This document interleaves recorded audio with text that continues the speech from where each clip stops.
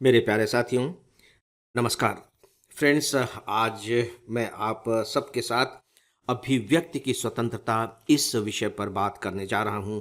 अभिव्यक्ति की स्वतंत्रता ये बिल्कुल करंट अफेयर्स से जुड़ा हुआ विषय है। तो आइए सबसे पहले हम ये देखते हैं कि करंट अफेयर्स से किस तरीके से यह जुड़ा हुआ है। अभी अभी कुछ ही दिनों में दो घटनाएं हुई हैं और दोनों घटनाएं एक तरीके से पोएट्री से संबंधित है, कविताओं से। एक घटना प्रतापगढ़ी से जुड़ी हुई है जो लगभग 3 महीने पुरानी है। उन्होंने एक कविता पढ़ी थी। कविता क्या थी? ये खून के प्यासों बात सुनो, गर हक की लड़ाई जुल्म सही, हम जुल्म से इश्क निभा देंगे, गर शम्मा ये गिरिया आतिश है, हर राह वो सम्मा जला देंगे, गर लाश हमारे अपनों की, खतरा है तुम्हारी मसनद का, उस रब की कसम हंसते हंसते इतनी लाशें दफना देंगे। उन्होंने ये कविता पढ़ी। इस कविता को भड़काने वाला माना गया और उनके खिलाफ बकायदे एफआईआर दर्ज करा दी गई। ठीक है। बाद में फिर मामला कोर्ट में गया। फिर कोर्ट ने अपने ढंग से फैसला सुनाया। किस कोर्ट ने? सुप्रीम कोर्ट ने। इसी तरह की एक घटना इसके कुछ समय के बाद कुणाल कामरा के मामले में हुई। कुणाल कामरा एक कॉमेडियन है। कॉमेडियन के बारे में आप जानते हैं कि उनका काम ही होता है लोगों का मजाक उड़ाना। तो उन्होंने अभी किसी राजनीतिक व्यक्ति का मजाक उड़ाते हुए कुछ कविताएं लिख दी। उनके मामले में भी बवाल मच गया। एफआईआर दर्ज की गई और मामला फिर कोर्ट में पहुंचना ही था, क्योंकि एफआईआर दर्ज होने के बाद आप बाकायदे याचिका तो दायर करेंगे ही, क्योंकि अभिव्यक्ति की स्वतंत्रता का सवाल है और अभिव्यक्ति की स्वतंत्रता हमारा मौलिक अधिकार है जो बाकायदे हमें संविधान के अनुच्छेद 1 से मिली हुई है। अनुच्छेद 1 इन ब्रैकेट ए। फ्रेंड्स, एक सूचना है कि हम आईएएस के लिए बहुत सारा उपयोगी कंटेंट अपने इंस्टाग्राम पर पोस्ट करते रहते हैं। इसके लिए आप हमारे इंस्टाग्राम को ज़रूर फॉलो करें। साथ ही हमारा एक टेलीग्राम चैनल भी है।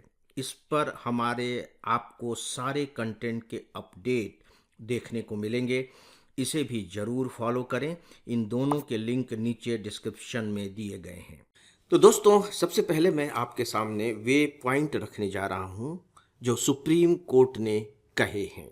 सुप्रीम कोर्ट ने क्या बातें कही हैं, और सुप्रीम कोर्ट ने जो बातें कही हैं ये थोड़ी सी अनोखी किस्म की हैं। इसमें केवल संविधान की व्याख्या नहीं है, इसमें केवल कानून की भी व्याख्या नहीं है, बल्कि इससे भी ये ऊपर की बात है। इसीलिए मैं यहाँ कोर्ट के शब्दों को आपके सामने रख रहा हूं ताकि आप इन शब्दों का इस्तेमाल कई कई रूपों में कर सकें। क्वेश्चन के आंसर देने के रूप में भी, यहाँ तक कि इंटरव्यू में पूछे जाने पर भी, और निबंध के लेखन में भी। तो देखिए कोर्ट क्या कह रहा है। भले बड़ी संख्या में लोग विचार नापसंद करें, लेकिन विचार व्यक्त करने की आज़ादी का सम्मान जरूरी है। ये तो सामान्य सी बात है, लेकिन आगे देखिए कि कोर्ट क्या कहता है। कलाकार साहित्यकार का अधिकार इस आधार पर हम खत्म नहीं कर सकते कि उनकी अभिव्यक्ति कितनी लोकप्रिय है, क्योंकि ये दोनों काफ़ी पॉपुलर हैं। तो क्या आप इसलिए किसी की अभिव्यक्ति की स्वतंत्रता को कुचल देंगे क्योंकि वह लेखक, वह साहित्यकार, वह कलाकार बहुत पॉपुलर है, यानी कि उसका इम्पैक्ट ज़्यादा होगा? तो सुप्रीम कोर्ट कह रहा है कि नहीं, केवल हम इस आधार पर नहीं अभिव्यक्ति की स्वतंत्रता को कुचल सकते। और फिर आगे जो बात कही वो बहुत ही जोरदार बात है। लोकतंत्र में विचारों का मुकाबला विचारों से होना चाहिए। लोकतंत्र में विचारों का मुकाबला विचारों से होना चाहिए, और यही तो लोकतंत्र है। विचारों को कुचल दीजिए, लोकतंत्र शून्य हो जाएगा। जो विपक्ष पार्टियां हैं वे हाँ में तो हाँ नहीं मिलाएंगी, वे सरकार की आलोचना करेंगी। अब ये बात अलग है कि उनकी आलोचनाएं कितनी सही हैं, कितनी गलत हैं, ये जनता समझे, लेकिन ये उनका अधिकार है। और यदि आप इसे ही कुचल देंगे तो बात खत्म हो गई। तो यदि सत्ताधारी पार्टी को सामने वाले के विचार पसंद नहीं आ रहे हैं तो वह उन विचारों के जवाब में अपने विचार दें। ये तो कोई मतलब नहीं हुआ कि आप एफआईआर दर्ज करा दीजिए, उसे जेल में बंद कर दीजिए। सुप्रीम कोर्ट का यही कहना है।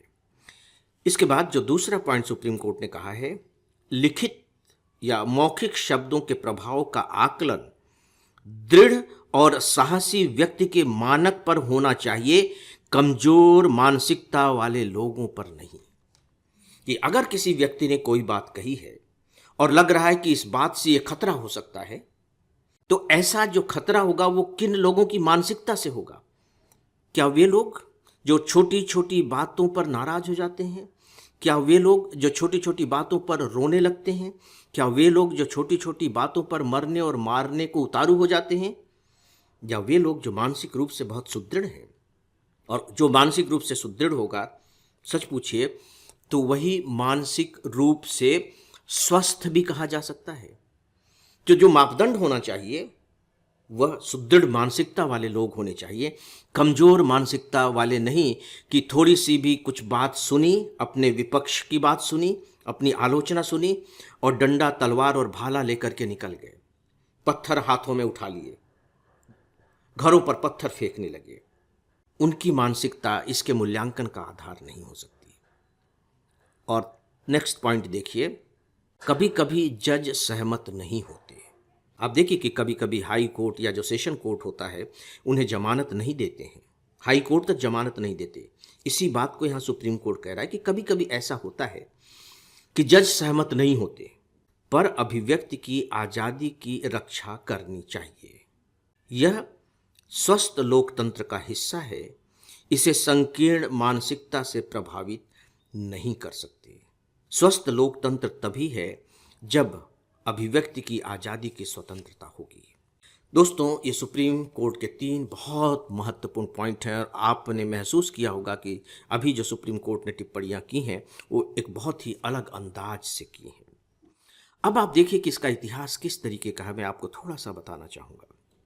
हमारा संविधान बन गया और संविधान बनने के बाद जो पहला संशोधन हुआ है वह अभिव्यक्ति की स्वतंत्रता को प्रतिबंधित करने के लिए ही हुआ है, पहला संविधान संशोधन। और उस समय हमारे देश के प्रधानमंत्री कौन थे? पंडित जवाहरलाल नेहरू। और आप देखिए कि अभिव्यक्ति की स्वतंत्रता पर जो प्रतिबंध लगाने की बात की गई, उस समय संसद में कौन सा तथ्य दिया गया? देखिए सरकार ने क्या तर्क दिया था, ध्यान से सुनिएगा। संविधान के पिछले 15 महीनों के कामकाज के दौरान न्यायिक निर्णयों यानी कि कोर्ट ने जो फैसले दिए और घोषणाओं द्वारा कुछ कठिनाइयां सामने आई हैं, खासतौर पर मौलिक अधिकारों के संबंध में।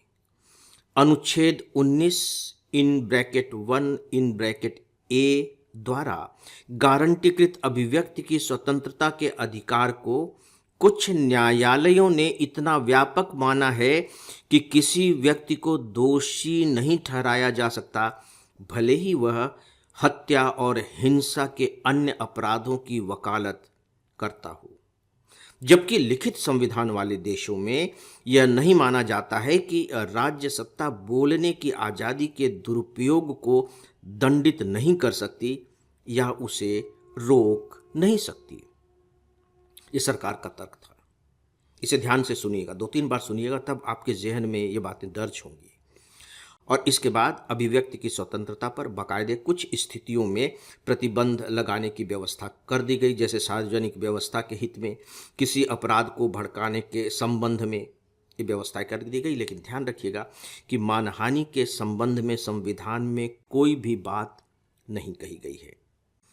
दोस्तों, यह स्थिति है। और मैं आपको बताना चाहूँगा कि पंडित जवाहरलाल नेहरू खुद अभिव्यक्ति की स्वतंत्रता के बहुत बड़े हिमायती थे। उनके बारे में एक बात कही जाती है कि उस समय शंकर हुआ करते थे, जो बहुत बड़े कार्टूनिस्ट थे, शंकर। तो शंकर नेहरू जी के प्रति इतने आदर का भाव रखते थे कि उन्होंने कभी उन पर कोई व्यंग्यात्मक कार्टून नहीं बनाया। और एक बार जब नेहरू जी शंकर से मिले तो उन्होंने शंकर से कहा कि शंकर, क्या तुम मुझे इस लायक भी नहीं समझते हो कि मुझ पर कार्टून बना सको? और उन्होंने शंकर से कहा था कि शंकर, डोंट स्पेयर मी, मुझे छोड़ो मत। अभिव्यक्ति की स्वतंत्रता के इतने बड़े हिमायती के काल में अभिव्यक्ति की स्वतंत्रता पर यह प्रतिबंध लगाया गया। दोस्तों, हम अमेरिका का उदाहरण ले सकते हैं। अमेरिका में ट्रंप वहाँ के राष्ट्रपति हैं। ट्रंप मैं इसलिए कह रहा हूँ कि आप किस तरह के मिजाज के पर्सन हैं वो आप अच्छे तरीके से समझते हैं। उन पर भी अक्सर बाकायदे मीम्स बनाए जाते हैं और अलग अलग तरीके से उन्हें चित्रित किया जाता है, लेकिन सरकार उनके विरोध में जो ऐसा कर रहे हैं कोई कदम नहीं उठाती है। ये होती है वास्तव में अभिव्यक्ति की स्वतंत्रता। तो फ्रेंड्स, कुछ तथ्य मैंने आपके सामने रखे हैं, और चूंकि यह विषय ऐसा है कि जब तक आप सिविल सर्विस परीक्षा की तैयारी करते रहेंगे तब तक इस समस्या से आपकी मुलाकात होती रहेगी, इसलिए इसमें कुछ नए तथ्य जोड़कर इस विषय को आपके सामने प्रस्तुत करने की कोशिश से की है। तो दोस्तों, इस विषय के बारे में बस इतना ही, और अब डेली ऑडियो लेक्चर को यहीं समाप्त करता हूँ। नमस्कार।